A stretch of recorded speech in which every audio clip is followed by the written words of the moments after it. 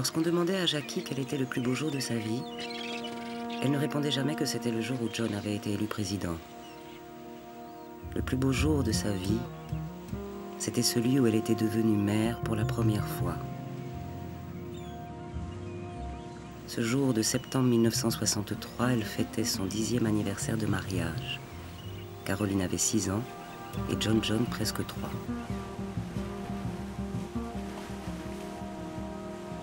Alors même qu'adolescente, elle proclamait ne pas vouloir finir femme d'intérieur, rien ne lui plaisait tant que de donner à ses enfants le reflet d'une famille normale, entourée d'amis. Et l'Amérique, regardant les images de simplicité et de bonheur que lui renvoyait ce couple familier, s'imaginait que c'était pour elle que Jackie se laissait ainsi filmer. Dans ces moments-là, John lui semblait aussi attendrissant qu'à leur première rencontre. Car curieusement, ce n'était pas son avenir prometteur qui l'avait attiré chez lui, mais sa fragilité.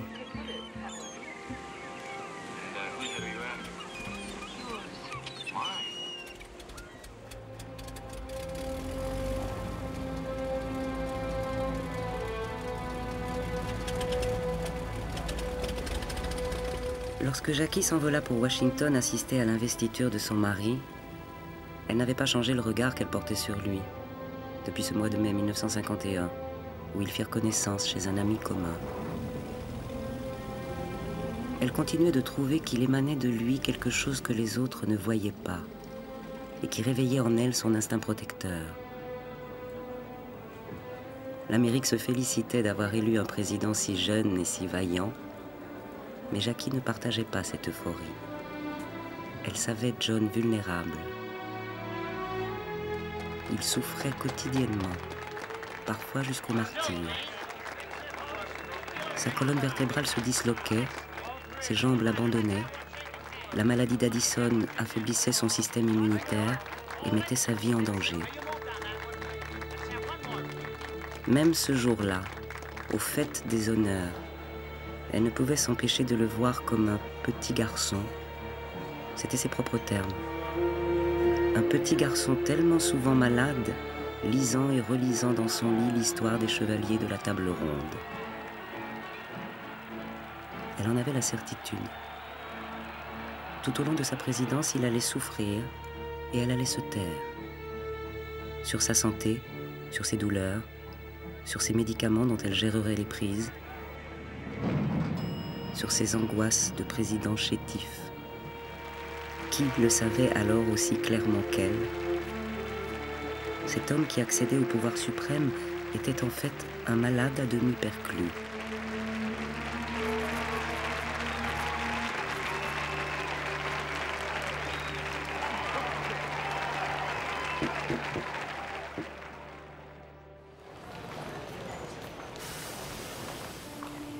Washington, Jackie l'avait visité très jeune pendant la guerre avec sa sœur Lee. Toutes deux accompagnaient leur mère, Janet, qui cherchait un mari par petites annonces, après s'être séparée de leur père.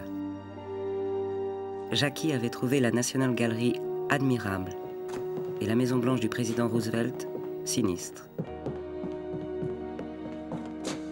Son goût prononcé pour l'art et la culture, ce n'était pas son père, fêtard et don Juan, qui le lui avait transmis.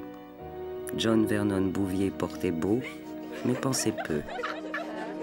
Jackie se débrouilla seule, en pension, délaissée par une mère aussi peu instruite que mondaine, pour qui le seul but que devait se fixer une femme dans la vie était de capter l'attention d'un homme et de le garder. Ce que sa fille, pensait-elle, n'arriverait jamais à faire. Mais elle ne renia pas pour autant son histoire familiale, et fière de ses lointaines origines françaises, elle vécut l'année 1951 à Paris pour y poursuivre ses études à la Sorbonne. De retour aux États-Unis, elle devint reporter à Washington et photographia les hommes politiques du moment, parmi lesquels un jeune représentant du Massachusetts, John Kennedy. Elle n'avait pas encore 22 ans, il allait en avoir 34. C'était le fils d'un puissant homme d'affaires, ancien ambassadeur à Londres. Démocrate, catholique, manifestement doué pour la politique, John répétait que son destin était ce que son père voulait qu'il soit. C'était surtout un célibataire à la vie dissolue, aussi convoité que libertin. Jackie le trouva émouvant. Comme elle, entre une mère distante et un père absent, il avait vécu une enfance solitaire et mélancolique. Son expérience de la maladie, expliqua-t-il à Jackie, l'avait rendu fataliste. Il pensait que la vie est aussi courte que douloureuse et qu'on ne doit jamais renoncer au plaisir quand il s'offre à vous. Étonnamment lucide, Jackie comprit qu'il ne renoncerait jamais, même s'il l'épousait, à la passion qu'il avait pour les femmes. Elle fit d'ailleurs une interprétation si clairvoyante de son mariage que beaucoup voulurent y voir un lapsus. En épousant John, avoua-t-elle, je savais que je connaîtrais la déception, le chagrin, mais je décidai que ce chagrin vaudrait la douleur. Oui, c'est ce que déclara Jackie. Non pas que le chagrin serait compensé par l'amour ou l'affection, mais qu'à ce chagrin prévisible correspondrait une douleur supplémentaire, et que c'était justement cette souffrance redoublée qui valait le coup d'épouser Kennedy. C'est peu dire qu'elle décida de s'unir à John en connaissance de cause.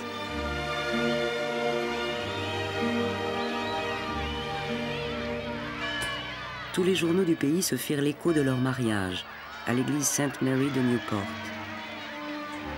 Jackie arriva, parmi 3000 curieux, escorté par son beau-père, car son père, ivre-mort, gisait dans sa chambre d'hôtel, soigneusement tenu à l'écart du mariage par les efforts conjugués de tous les membres du clan maternel.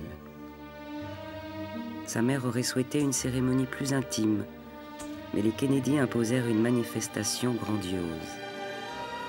À leurs yeux, ce mariage s'inscrivait dans la campagne politique qui devait lancer John sur la scène nationale. C'est son père, Joe, qui l'avait convaincu de se marier. Avec ce cynisme bien pensant dont les Kennedy étaient coutumiers, il avait affirmé à son fils que sa carrière politique exigeait désormais qu'il prenne une épouse. Il lui garantit que rien ne changerait pour autant, sinon l'apparence.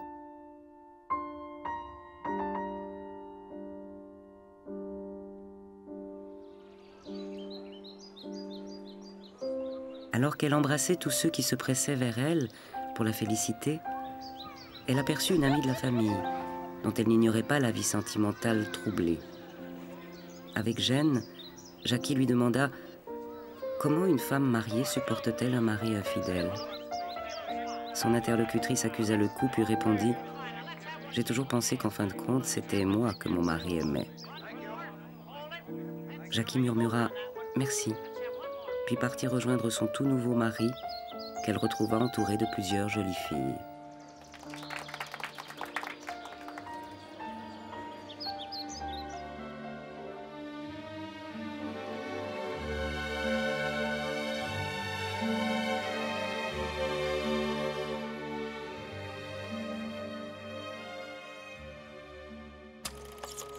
A-t-elle vu ces photographies de John prises par Jacques-Henri Lartigue sur la Côte d'Azur, 15 jours avant leur mariage?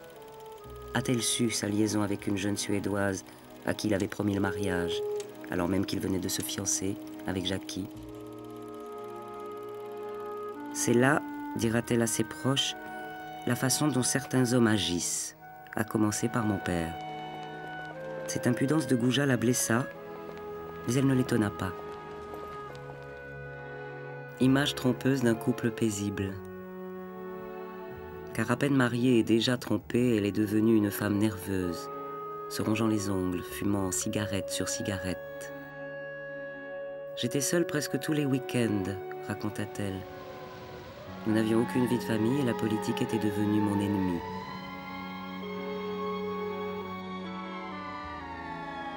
À l'automne 1954, elle retrouva John pour elle seule. À la veille de l'opération qui devait lui éviter une quadriplégie permanente, il avait appris à Jackie un poème d'Alan Seeger. « I have a rendezvous with death ». Mais par chance, la mort, cette fois-là, se défaussa. Traumatisée par l'opération, Invalide, il quitta l'hôpital de New York et la vie politique pour entamer une longue convalescence.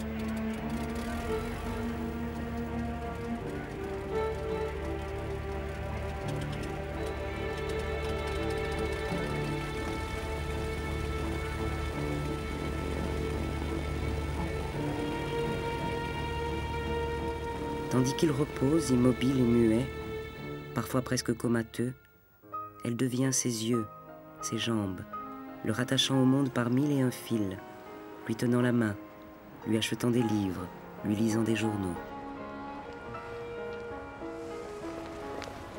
Profitant de son oisiveté inattendue, elle lui fit découvrir ce qu'elle aimait le plus au monde, l'art et la culture.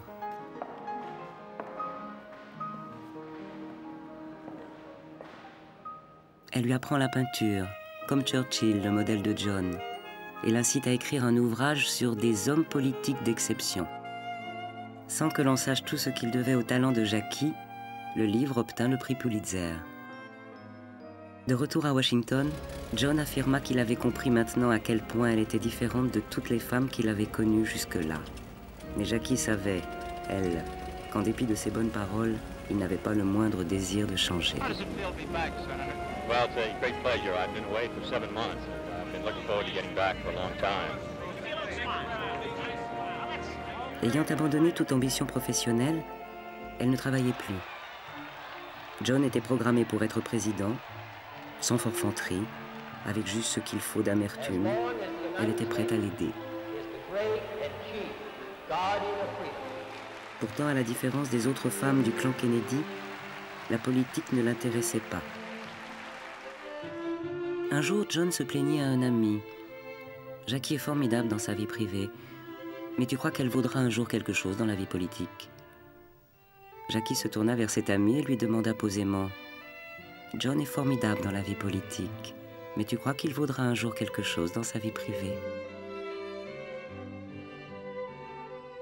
C'est vrai, on ne voyait pas souvent John auprès de leur petite fille, Caroline, qui était née à l'automne 1957.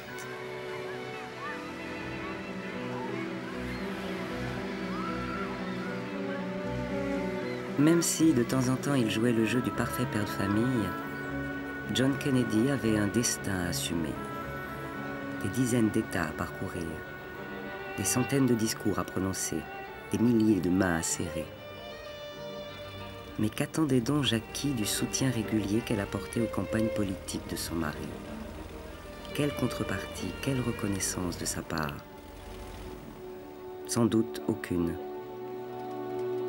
Alors que John allait au-devant de la foule, elle restait souvent de marbre, dissimulée sous un voile de charmante insouciance.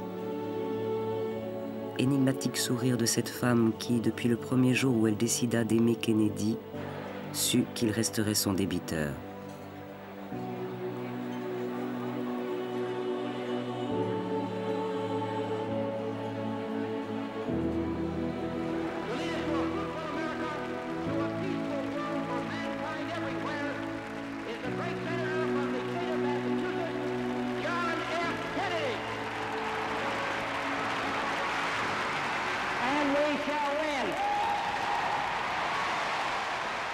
Les Américains pensaient de plus en plus que Kennedy se confondait avec leur avenir, surtout quand Jackie se trouvait à ses côtés.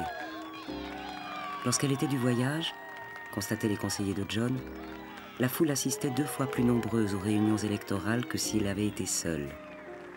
Jackie brisait le moule dans lequel l'Amérique, tout au long des années 40 et 50, avait fabriqué ses femmes idéales.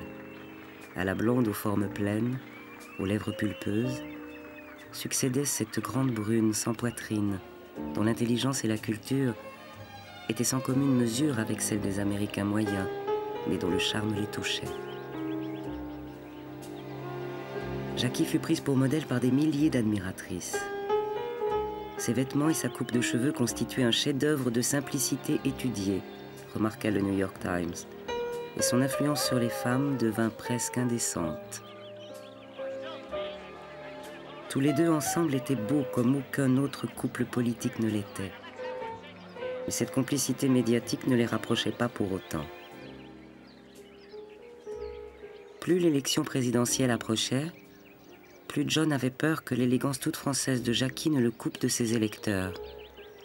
Il lui demanda finalement de s'effacer et fit campagne seul, en célibataire. Ce n'était pas encore l'heure de Jackie. Pas encore l'heure où elle serait indispensable au président pour flatter l'orgueil des foules, séduire un chef d'État en visite, apaiser les tensions d'un sommet. How does it feel to be the wife of a candidate? I suppose it depends on the candidate, but I enjoy being married to John Kennedy very much. Do you feel you have a role in helping your husband in this campaign? I think every wife has a role, which is to help her husband in whatever he wants to do, and to make life easy for him. Jusqu'à son mariage, Jackie n'avait jamais pénétré à l'intérieur d'un isoloir.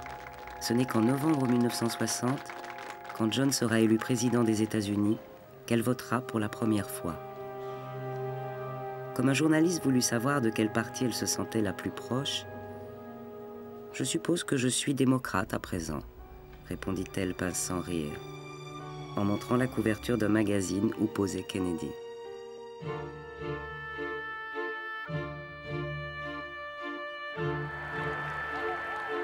C'est à Paris, au premier printemps de la présidence, que sonna enfin l'heure de Jackie. Pour la première fois, elle sentit qu'elle pouvait exister à part entière, non plus derrière, mais à côté de John. La France, c'était son histoire, sa culture, pour tout dire son affaire. Oui, c'est à Paris que Jackie comprit qu'elle pouvait s'égaler à Madame Récamier, qui personnifiait tout ce qu'elle admirait depuis son adolescence, le savoir, le bon goût, l'art de la discussion, de recevoir, de faire salon. Ce voyage officiel en France lui donnait raison. Contrairement à ce que sa mère ne cessait de lui répéter, une femme pouvait exister indépendamment de son mari, par son esprit, par son charisme propre, en ne renonçant pas sur le chemin de son désir.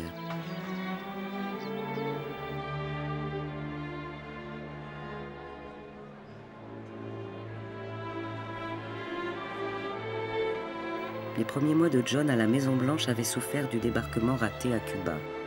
Jackie avait été meurtrie de l'échec de son mari. À son retour de France, elle se fixa un but, redonner du lustre et du crédit à la présidence, en métamorphosant la Maison-Blanche, en faisant de ce qu'elle considérait comme l'endroit le plus horrible au monde, le siège grandiose de l'exécutif américain.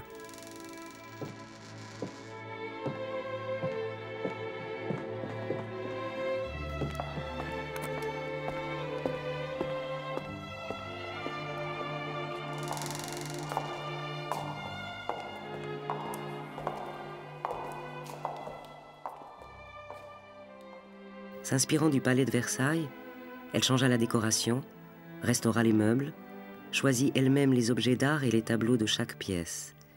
Renoir, Cézanne, Matisse. Et puis elle infléchit le style des réceptions officielles. À chaque chef d'État, sa décoration. George Washington pour l'un, Abraham Lincoln pour l'autre. La Maison-Blanche devait devenir le symbole de la puissance de John. Et John, le plus raffiné des chefs d'État. Elle regrettait que des milliards de dollars soient dépensés par le Pentagone, mais qu'il n'y ait pas de véritable politique artistique. Peut-être se pensait-elle alors comme un ministre officieux de la culture. Fidèle à l'idéal de Madame Récamier, elle organisait dans son salon des manifestations artistiques, des ballets, des concerts. Et elle y entraînait son mari parfois réticent, lui faisant un signe discret de la main pour qu'il sache à quel moment applaudir.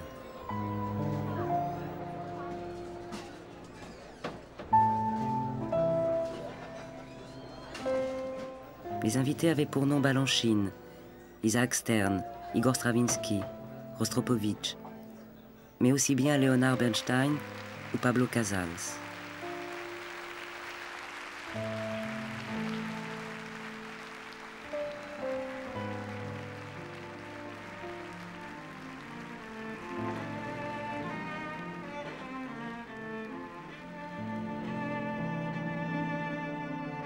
On fit jouer Shakespeare, on projeta Truffaut, Resnais, Fellini. Sans mesurer l'extravagance de ses propos, Jackie expliqua que les Américains, en admirant la nouvelle Maison-Blanche, devaient avoir le sentiment que c'était la France dont John était le président. Newport, 29 septembre 1961. Quand ses conseillers lui faisaient remarquer qu'il s'était peut-être absenté trop longtemps, John revenait voir Jackie, comme pour vérifier qu'elle trouvait toujours dans les joies de la maternité une occupation à temps plein, capable de lui faire oublier l'inconstance de son mari.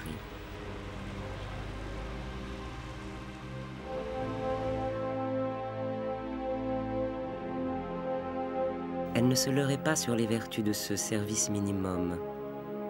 D'ailleurs, même lorsque John était là, elle le trouvait absent. Souvent le dimanche, la foule le guettait lorsqu'il se rendait à l'église. Elle ne soupçonnait pas encore ses adultères, mais elle était curieuse de savoir s'il allait communier, s'il avait quelque chose à se faire pardonner.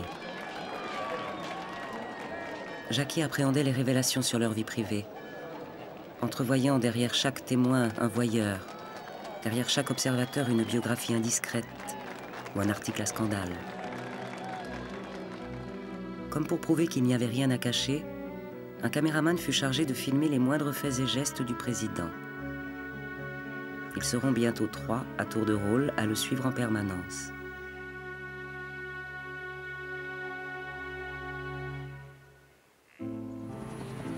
Les archives de la Maison-Blanche. Regardez ces images. Grâce à elles, on sait à quoi ressemble un président américain qui va tromper sa femme 1 heure plus tard. Car 1 heure plus tard, ce jour-là, John repartit seul pour Washington où il avait rendez-vous avec Mary Meyer, l'une de ses plus longues liaisons, qui mourra 1 année après lui dans un crime prétendument crapuleux.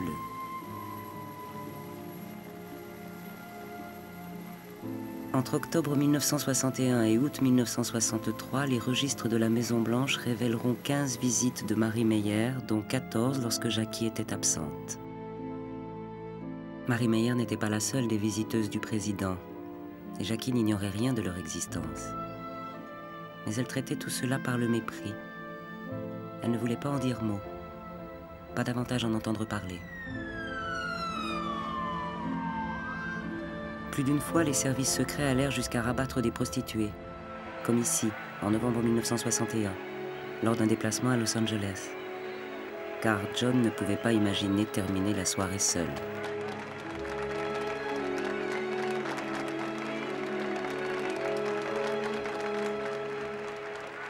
Seul, comme Jackie l'était le plus souvent. La nuit, le jour, avec comme compagnon d'infortune des agents des services secrets.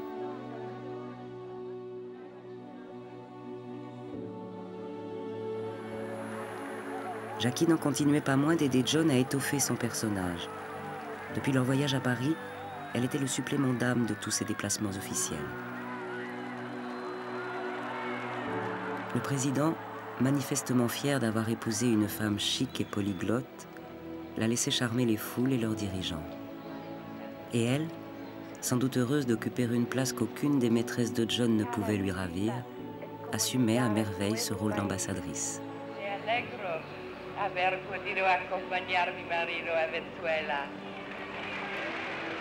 Jackie savait que personne ne pourrait lui contester son statut.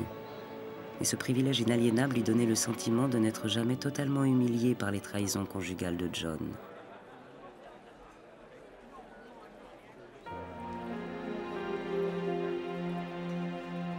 C'est à leur retour d'Amérique du Sud, peu avant Noël, que Joe Kennedy, le père de John, fut victime d'une attaque. Celui qui avait répété à ses enfants « Ne soyez jamais les seconds, cela ne compte pas, gagnez », se retrouvait maintenant au bout du chemin. Avec lui allait disparaître le seul membre de la famille Kennedy qui comprenait Jackie. Lui qui avait si souvent réglé les factures de ses robes pour que John n'en reproche pas le montant trop élevé à sa femme.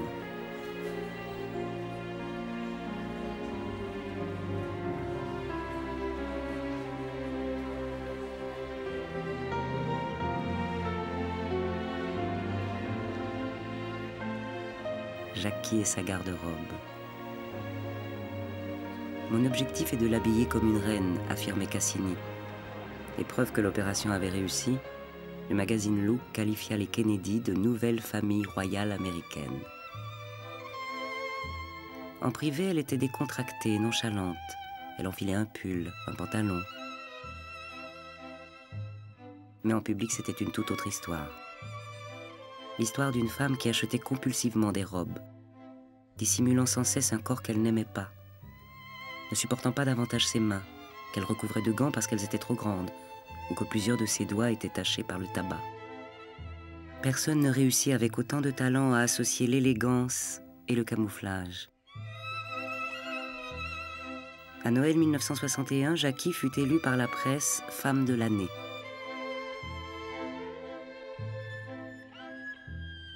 Consciente du mythe qu'elle avait contribué à créer de toutes pièces et de sa propre place dans la légende des Kennedy, le 13 février 1962, pour CBS, elle fit visiter sa Maison Blanche. Mrs. Kennedy, I want to thank you for letting us visit your official home. This is obviously the room from which much of your work on it is directed. Yes, it's attic and cellar all in one. Well, it's the room that people see first when they come to the White House. Everyone who comes to a state dinner here comes through it and leaves by it. So I think it should be a pretty room. This is your duties as an official hostess. Do you serve many John, meals Jackie here? et quelques intimes regardèrent l'émission dans le petit salon de la Maison Blanche. I loved living in this room. It's on the sunny side of the house, and one of Andrew Jackson's magnolia trees is right outside the window. The most famous furniture is the Lincoln bed. Every president seemed to love it.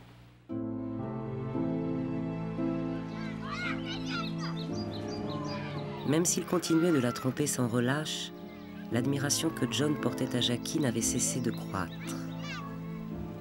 Il finissait par être surpris d'avoir été choisi par une femme aussi intelligente, aussi littéraire, aussi profonde.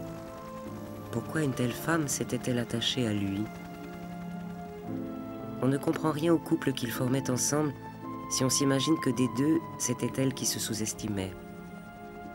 Bien plus tôt était-ce John qui manquait de vanité et Jackie qui l'incitait à se prendre au sérieux. Et c'est peut-être cela, justement, qu'elle préférait en lui.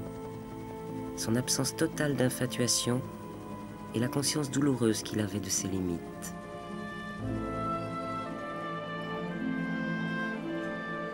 Au printemps, Jackie partit seule en Inde et au Pakistan.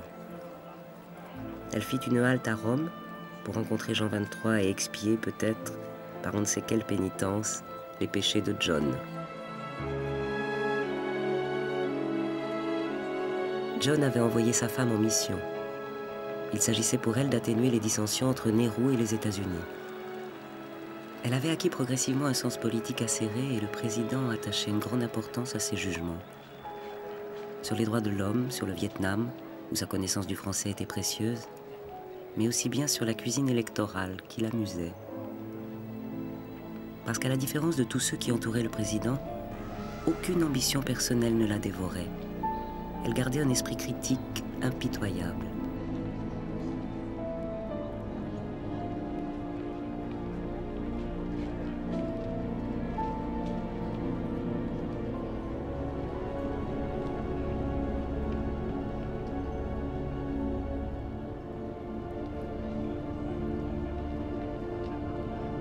Pendant que Jackie visitait le Taj Mahal, John Edgar Hoover, le maniaque directeur du FBI, mit John en garde. Ses multiples conquêtes amoureuses mettaient la présidence en danger. Ce 22 mars 1962, Hoover l'obligea à rompre avec Judith Campbell en raison des liens qu'elle entretenait avec la mafia. L'hôtel Carlyle à New York. C'est là, dans sa garçonnière, qu'il reçoit Starlet, journaliste de la presse féminine, amie de Jackie et prostituée.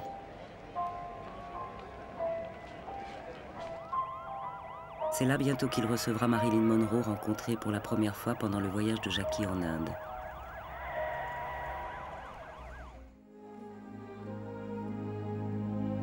Jackie n'avait pas tort de se comparer aux héroïnes de Corneille, à ces femmes qu'elle admirait pour avoir été capables d'affronter le pire sans faiblir.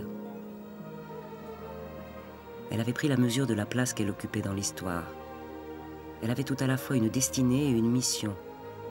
Le reste, elle essayait de toutes ses forces de n'y point penser. I don't really know. I think there was one who was 22 years old. Cannon's way. He might be a rather old.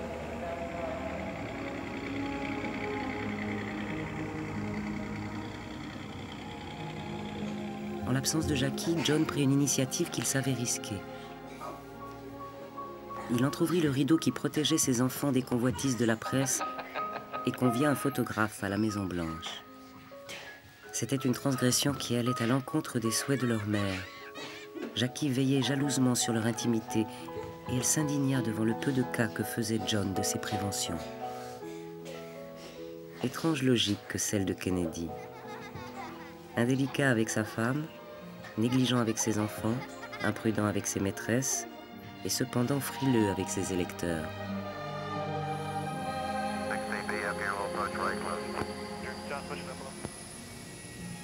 Jackie rentra par Londres et retrouva John. Elle savait qu'il n'avait pas une fois passé une soirée seule. Ses appels téléphoniques de Bombay, Delhi ou Lahore avaient toujours retenti dans le vide. Sans doute, leur présence à l'office dominical de Palm Beach fut-elle salutaire. Ils apurèrent leur compte et en donnèrent quitus à l'opinion publique.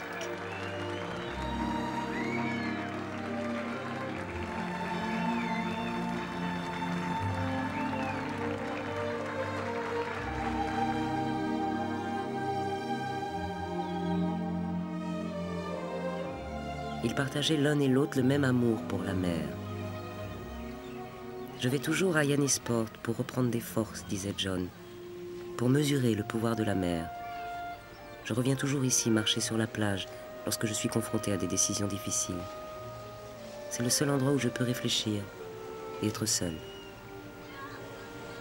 Enfant, Jackie arpentait durant des heures les plages de Long Island et elle était tombée elle aussi amoureuse d'Yannisport.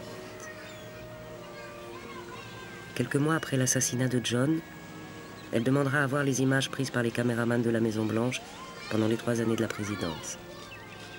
Elle fera le tri dans chaque film, éliminant les scènes trop personnelles. Mais elle gardera celle-là, qui montrait son couple tel qu'elle voulait qu'on s'en souvienne. Jackie savait qu'il lui faudrait, jusqu'à la fin de sa vie, protéger les siens. Ces images en mer, si calmes, si paisibles, si familiales, qu'on les dirait tourner sur une autre planète que celle des Kennedy, étaient sans doute pour Jackie la meilleure des protections possibles.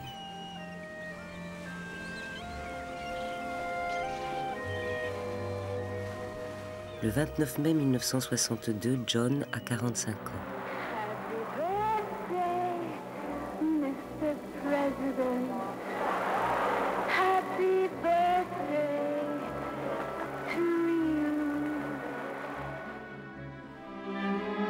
À la différence de sa mère, Jackie ne chercha jamais à dresser ses enfants contre leur père.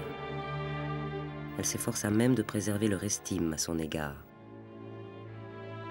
En privé, cependant, elle faisait preuve d'une ironie autrement plus cinglante que l'humour primaire des Kennedy. Un jour qu'ils parlaient ensemble de ce que John pourrait faire à la fin de son mandat, elle lui suggéra de prendre la direction d'un pensionnat de jeunes filles. Une autre fois, trouvant dans sa chambre un soutien-gorge qui ne lui appartenait pas, elle le brandit sous ses yeux en s'étonnant avec une naïveté feinte qu'il ne soit pas à sa taille. À plusieurs occasions encore, elle s'amusa à utiliser devant des tiers le surnom de lapin qu'elle avait donné à John, Bunny, allusion non masquée à son appétit sexuel.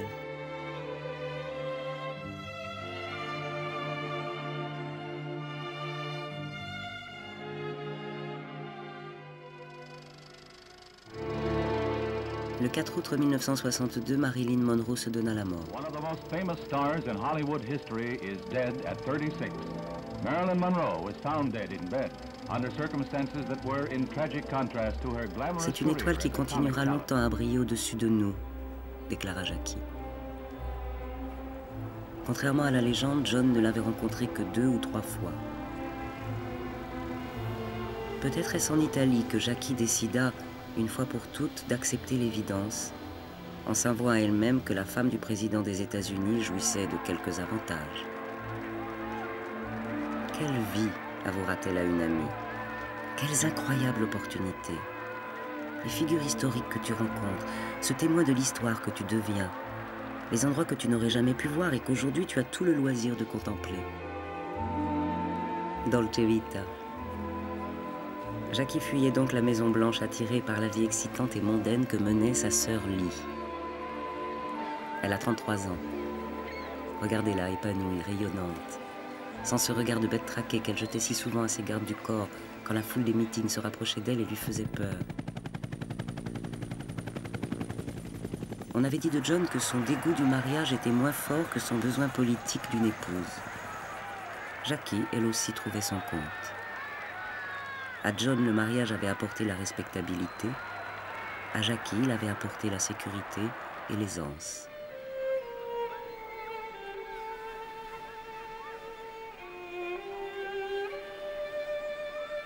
Mais leurs petits arrangements choquaient l'opinion et menaçaient la présidence. La rumeur allait bon train. Faisant face au ragot de la presse, John demanda à sa sœur de l'accompagner à la messe. Les ligues féminines se déchaînèrent, condamnant non pas John pour son infidélité, mais Jackie pour sa trop longue absence. Un journaliste commença son intervention par ces mots: « Bonjour, Madame Kennedy, où que vous soyez dans le monde. »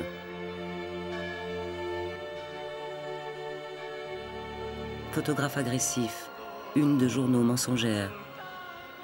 Sait-elle que cette vie sera bientôt la sienne et qu'il lui faudra en payer le prix?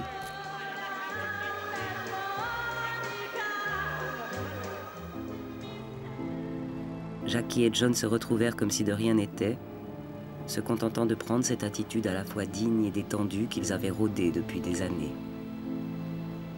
L'Amérique du début des années 60 n'en demandait pas plus. Tous deux lui étaient redevables d'un minimum de semblant.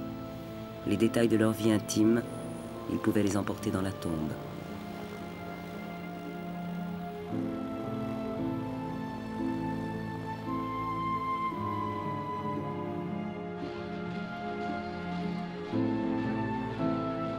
La santé de John ne s'améliorait pas.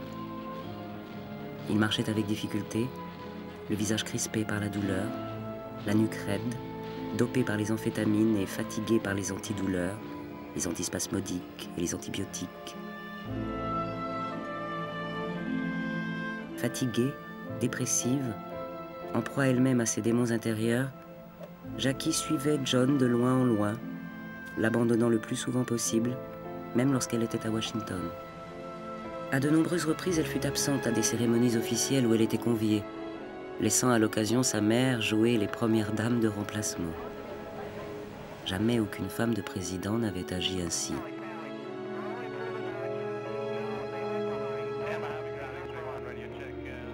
À l'automne 1962, les États-Unis et l'URSS se déchirent pour Cuba. Une attaque nucléaire surprise sur Washington devient possible.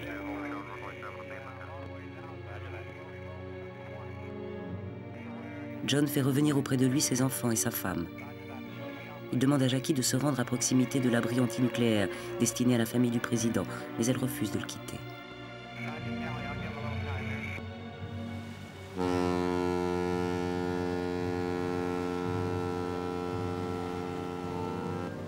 Pendant quelque temps, face à la menace, comme si la tension du monde les réveillait d'on ne sait quelle torpeur, leur couple se ressoude.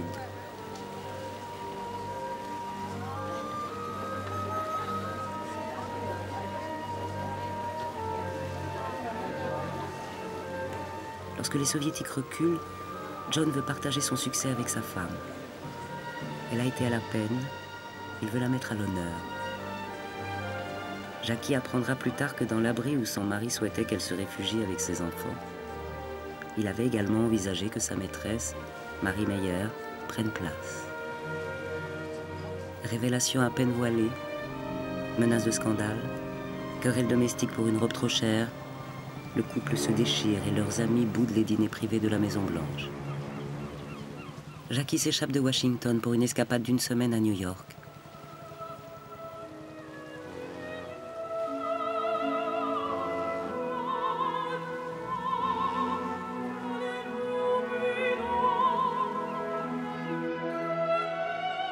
Que se dirent-ils ce soir-là en aparté? Quelle justification, quelles explications lui demanda-t-elle une fois de plus, avant que, décontracté, il ne lui envoie au visage la fumée de sa cigarette?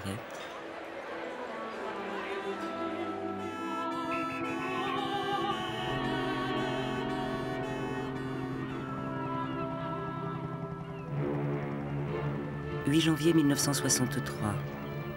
La dernière année de la vie de John Kennedy et la dernière initiative de sa femme, la visite de Mona Lisa aux États-Unis. En acceptant de prêter le plus célèbre tableau du monde à la National Gallery, André Malraux précisa que c'était en hommage non au peuple américain, mais à sa première dame. Comme si Jackie voulait imposer, une dernière fois, la France à l'Amérique. Comme si l'étrange sourire de la Joconde symbolisait l'ambivalence de ses propres sentiments. Comme si elle prenait à témoin cette figure emblématique de la féminité. Comme si elle lui demandait de constater la dégradation de sa propre vie depuis sa visite à Paris.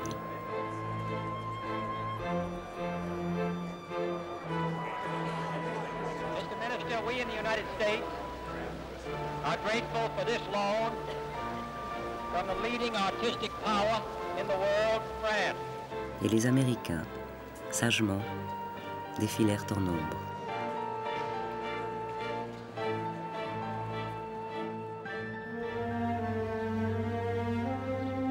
C'était le printemps.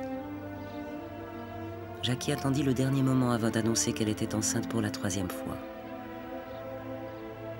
Quelques années plus tôt, elle avait fait une hémorragie et perdu l'enfant qu'elle portait. Souvenir horrible à plus d'un titre. Lorsqu'elle sortit de l'anesthésie, c'est Bobby, son beau-frère, qui lui annonça que son bébé était mort. John, à des milliers de kilomètres de là, ne se manifesta que 2 jours plus tard par un coup de téléphone, sans même juger nécessaire de rentrer sur le champ. Ce qui est arrivé, se contenta-t-il de dire. Un week-end à Camp David. Jackie prend désormais prétexte de sa grossesse pour ne plus assurer de manifestations officielles. Aucun moment de notre vie ne se ressemble, dira-t-elle plus tard. Le bien, le mal, la joie, la tragédie, l'amour et le bonheur sont entremêlés dans le tout indescriptible et unique que l'on appelle la vie. J'ai traversé beaucoup d'épreuves et j'ai eu aussi de nombreux moments de bonheur. Alors je suis parvenu à une conclusion simple. Nous ne devons pas trop en demander à l'existence. Songe-t-elle à ce qu'elle dira après la mort de Nassis, son futur mari? J'ai toujours vécu à travers les hommes.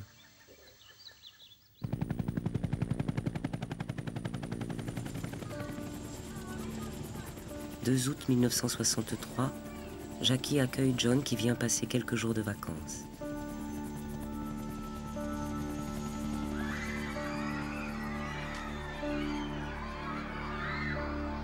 Cette fois-là encore, victoire rétrospective de son père sur sa mère, ses enfants furent les rois.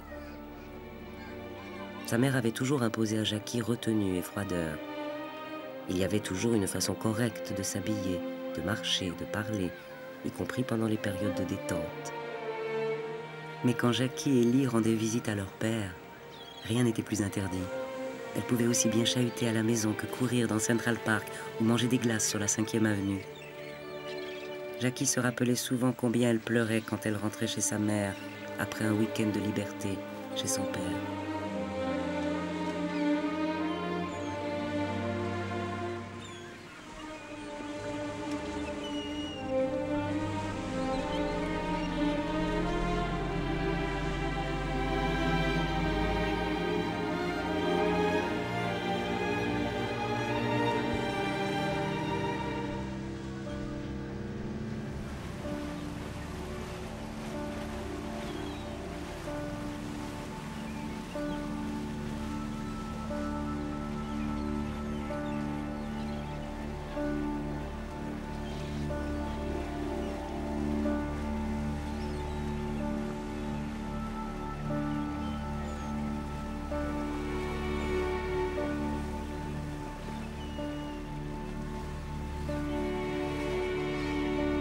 Alors qu'il était en pleine réunion à la Maison-Blanche, John apprend par téléphone que Jackie s'est évanouie de douleur et qu'elle a été transportée d'urgence à la base aérienne d'Otis.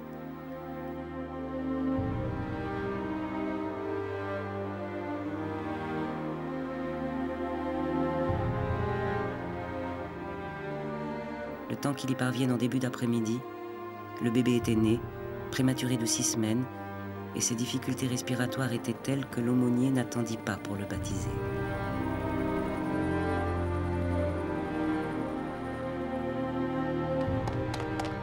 Le président, livide, découvrit son fils auquel il donna le prénom de Patrick. Il l'accompagna à l'hôpital pour enfants de Boston, puis John repartit voir Jackie à Otis. L'Amérique, informée en temps réel du drame qui se jouait, se retrouva suspendue aux allers et retours de ce père désemparé.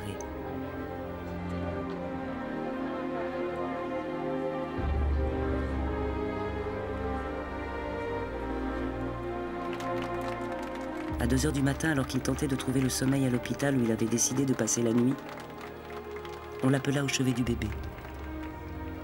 2 heures plus tard, Patrick Bouvier Kennedy mourut. Et pour la première fois, de mémoire de tous ceux qu'il connaissait, John s'assit et éclata en sanglots. Jackie hospitalisé, John se retrouva seul avec Caroline et John.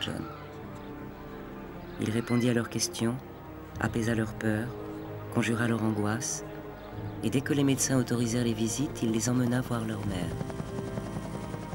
Trop affaiblie pour s'y rendre, elle n'assista ni au service funèbre, ni à l'enterrement de son enfant.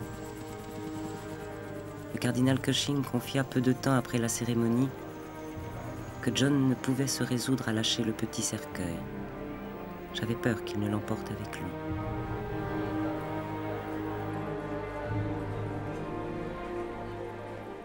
Jackie sortit de l'hôpital quelques jours plus tard, soutenue par son mari. Tous les proches des Kennedy apportent le même témoignage. Durant les semaines qui suivirent la mort de Patrick, Jackie et John semblèrent plus proches qu'ils ne l'avaient jamais été. Ils se téléphonaient plusieurs fois par jour, ils faisaient du bateau ensemble, ils s'enlaçaient en public.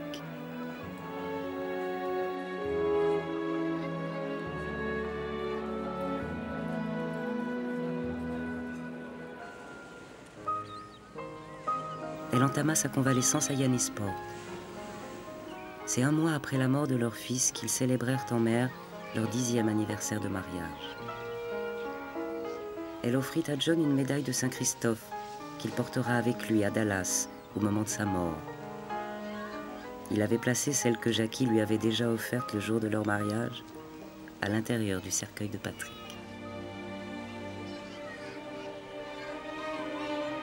D'un enfant qui perd ses parents, on dit qu'il est orphelin. Et pour une mère dont l'enfant meurt, curieusement, il n'existe pas de mot. Pour son malheur, et alors même que ces images pouvaient laisser croire à une quiétude retrouvée, elle n'aura pas longtemps à attendre pour obtenir un nouveau statut dans la langue du deuil, celui de veuve. John sera assassiné 3 mois seulement après la mort de Patrick.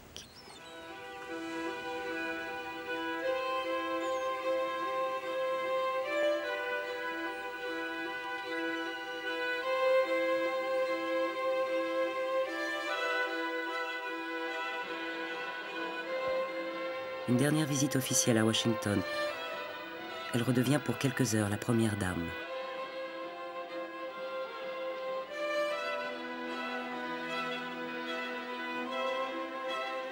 Mais le soir même, après avoir provoqué l'irritation de John en se coupant les cheveux, elle quitte la soirée de gala et part pour la Grèce. Pendant 2 semaines, elle allait naviguer sur le Christina, le palace flottant d'Aristote Onassis, que les États-Unis considéraient comme un pirate de grande envergure et dont la fortune augmentait d'année en année. Tandis qu'Onassis accueillait Jackie dans une débauche de luxe, la presse se déchaîna contre elle.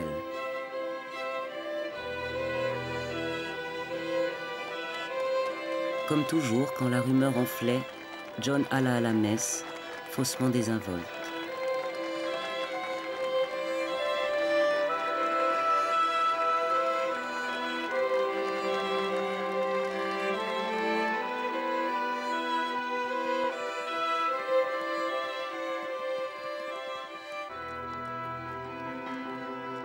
Mais la vérité n'en était que plus visible. Jackie avait abandonné John, et ses enfants, et la Maison Blanche, et les États-Unis.